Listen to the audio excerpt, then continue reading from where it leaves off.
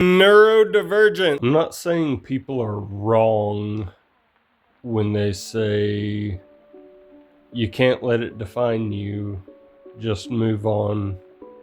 When you say that, the focus is on it happens to everybody, you're not special. And what you're saying is be quiet and just move on.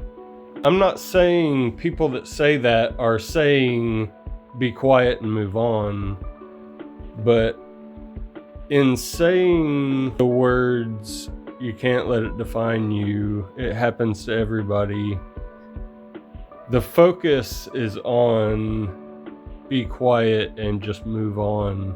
In my eyes, focus ought to be on I'm not understanding his problem and I need to listen and think about what he's saying.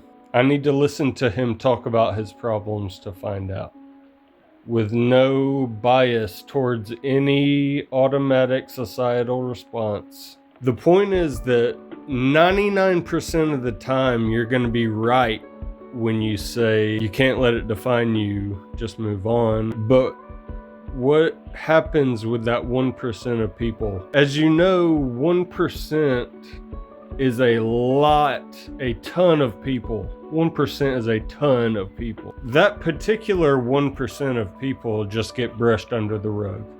And those are the people in society that feel backed into a corner. And those are the people that end up committing acts of violence and stuff like that. And I can't speak for everybody, because some people are just crazy, but some people are perceived as crazy and people don't take the time to think deeper about it because of the automatic societal responses. And I'm not condoning any kind of violence at all, ever.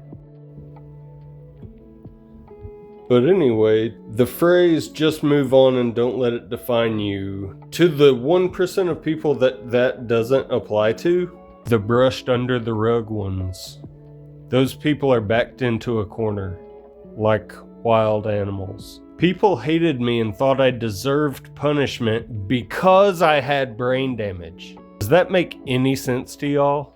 Doesn't make any sense to me. When I was in the suicide crisis hospital, people immediately understood my problems when I said the words brain injury. Immediately. But not the people in my life that knew me my whole life. They wouldn't understand. They couldn't understand. The people at that hospital weren't affected by the whole misunderstanding of my life. They all thought I was awesome. I loved it there, actually, because I was in a building full of people that understood and full of people that their purpose of being there was to understand. And they understood, and they all thought I was awesome.